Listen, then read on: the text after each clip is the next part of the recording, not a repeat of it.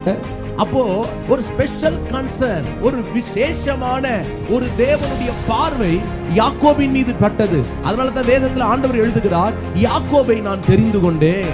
நீங்கள் எல்லாரும், இப்ப இஸ்ரவேல் ஜனங்களை பார்த்து சொல்லுகிறார், நீங்கள் எல்லாரும் யாக்கோபில் இருந்து வந்தவர்கள்.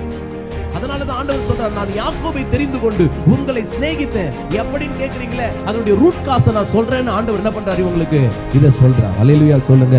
இன்னைக்கு விசுவாசிகளே, கர்த்தருடைய பிள்ளைகளே, கர்த்தர் உங்களையும் என்னையும், ஆண்டவரே என் மேல நீங்க அன்பா இருக்கிறீங்களாப்பா, என்ன நேசிக்கிறீங்களாப்பா அப்படின்னு இன்னைக்கு நீங்களும் நானும் அவர்கிட்ட கேள்வி கேட்போம்னா ஆண்டவர் சொல்வாரு, உன் கூட பிறந்தவங்க, உங்க வீட்டுல இருக்கிறவங்க, இனத்தார் ஜனத்தார் எத்தனையோ பேர் இருக்கும்போது உன்னை நான் நேசிச்சிருக்கிறேன்னா அவர்களை காட்டிலும் நீ என் பார்வைக்கு அருமையானபடியால் இன்றைக்கு நீ கனம் பெற்றிருக்கிறாய் என்கிற ஒரு ஸ்நேகத்தை தான் கர்த்தர் இன்றைக்கு உனக்கும் எனக்கும் சொல்ல விரும்புகிறார். விசுவாசித்தால், ஆமோதித்தால், ரெண்டு கையை தட்டி ஆண்டவருக்கு நன்றி சொல்லணும்.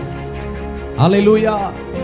நம்மை விட படித்தவர்கள் ஏராளம் இருக்கும்போது, நம்முடைய வீட்டிலேயே, குடும்பத்திலேயே, உறவுகளிலேயே ஏராளமான மனிதர்கள் இருக்கும்பொழுது, எல்லா விதத்திலும் உயர்ந்தவர்கள் இருக்கும்பொழுது, ஏசப்பா என்ன தேடி வந்து என்ன அவருடைய பிள்ளையாக்கி என்ன ரட்சித்திருக்கிறார்னா அவருடைய அன்பு என் மேல் எவ்வளவு விலையேற பெற்றதா இருக்கிறது. அவர் என்னை சிநேகிக்கிறார் என்று சொல்லும்போது, அதைத்தான் ஆண்டவர் அன்றைக்கு இஸ்ரவேலுக்கு ஆண்டவர் சொன்னார், உங்கள் மீது நான் காட்டினதான அன்பு பெரியது. ஆண்டவருடைய அன்பை ஆண்டவர் பல இடங்களிலே சொல்லுகிறார். அதைத்தான் தேவன் எப்படி தன்னுடைய அன்பை, தன்னுடைய சிநேகத்தை கர்த்தர் டிக்ளேர் பண்ணுகிறார். வாசிக்கலாம். ஸ்தோத்திரம். எரேமியா 31வது அதிகாரம் 3-4 வசனங்கள்.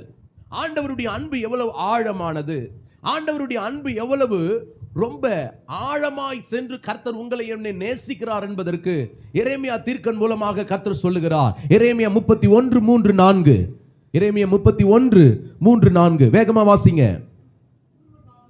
பூர்வ காலம் முதல், திரும்ப வாசிங்க. பூர்வ காலம் முதல்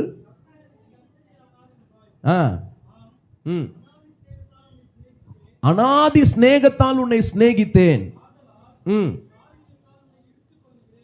காருண்யத்தினால் உன்னை இழுத்துக் கொள்கிறேன்.